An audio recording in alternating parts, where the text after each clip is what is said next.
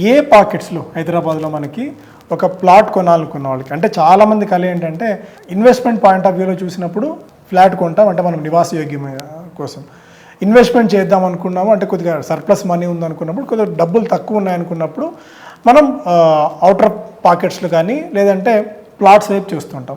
ఒకవేళ ప్లాట్స్ కొనాలనుకున్నప్పుడు హైదరాబాద్ చుట్టుపక్కల ఏ మార్కెట్స్లో మనకి ఆపర్చునిటీస్ ఉన్నాయి? న్యూ గవర్నమెంట్ వచ్చిన తర్వాత హెచ్ఎండిఏ లిమిట్ అనేది ప్రీవియస్గా ఉన్న మ్యాప్ ఏదైతే 2031 వరకు ఉన్న మ్యాప్ అది దాన్ని న్యూ గవర్నమెంట్ 2050కి రీడిజైన్ చేస్తుంది. దీంట్లో భాగంగా ఏం చేంజెస్ జరగబోతున్నాయంటే ఇప్పుడు దీంట్లో రెసిడెన్షియల్ జోన్స్ అంటాము, అలాగే పెరి అర్బన్ జోన్స్ అంటాము, కన్జర్వేటివ్ జోన్స్ అంటాము.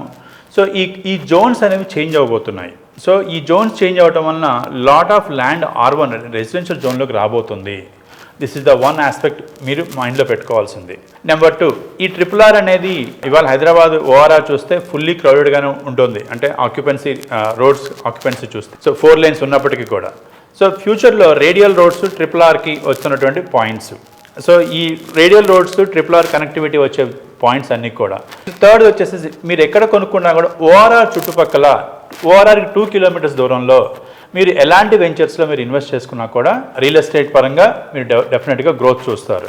అయితే ఇంపార్టెంట్ గ్రోత్ ఫ్యాక్టర్స్ చూస్తే ఇప్పుడు మనకి ORR part of the city ఎక్కడెక్కడ అయిందో చూద్దాం ఒకసారి. పార్ట్ ఆఫ్ ద సిటీ ఎక్కడెక్కడ అయింది? ఇవాళ మనం ముత్తంగి తీసుకోండి, ముత్తంగి నుంచి ఓఆర్ఆర్కి ఎటువంటి గ్యాపు లేదు. ఎయిర్పోర్ట్ తీసుకోండి, ఓఆర్ఆర్కి ఎటువంటి గ్యాపు లేదు.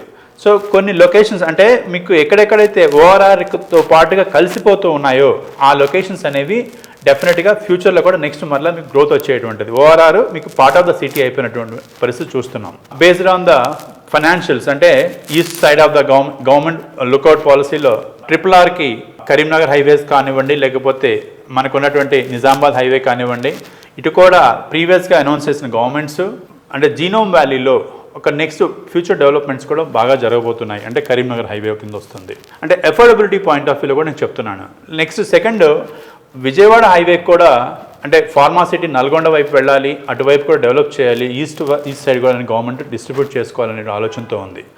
ఇక యాజ్ యూజువల్ మనకి వెస్ట్ సైడ్ అలాగే సౌత్ సైడ్ ఏదైతే ఉన్నామో మనము ఇవాళ ఎయిర్పోర్ట్ దగ్గర కంప్లీట్గా GMR వాళ్ళు మీరు ఎయిర్పోర్ట్స్ చూసినట్టయితే కొత్తగా రీసెంట్గా new facility at the same time ఇది ఎయిర్పోర్ట్ లోపల బయట కూడా ఎయిరో సిటీ అనేది కంప్లీట్గా స్కూల్స్ కాలేజెస్ తోటి ఒక కంప్లీట్ ఇన్ఫ్రాస్ట్రక్చర్ ఒక వైబ్రెంట్ సిటీ డెవలప్ అవుతూ ఉంది. సో ఎయిర్పోర్ట్ సైడ్ ఒక new city is getting developed with a complete business community తోటి బిజినెస్ యాక్టివిటీస్ తోటి వస్తుంది. So wherever there is business ఉండి యాక్టివిటీస్ ఉన్నప్పుడు ఆటోమేటిక్గా మీకు అక్కడ గ్రోత్ చూస్తారు, అక్కడ డెవలప్మెంట్స్ చూస్తాము. So that's also one more area. మీరు షాద్ నగర్ కానివ్వండి, లేకపోతే పెదగోల్కొండ కానివ్వండి, మీకు ఈ ఏరియాస్లో మహేశ్వరం వైపు శ్రీశైలం కానివ్వండి, లేకపోతే బెంగళూరు హైవే ఆల్రెడీ కంప్లీట్లీ అంటే ఆల్రెడీ రేట్స్ కూడా పీక్లో ఉన్నాయి. So at the same time ఇంకా దాని పక్కన ఉన్నటువంటి పెదగోల్కొండ ఎగ్జిట్ అనేది ఇంకా కొంత తక్కువ రేట్లో అవైలబుల్ ఉంది. ఆ రోడ్ కూడా మీరు డెఫినెట్గా ట్రై చేయొచ్చు.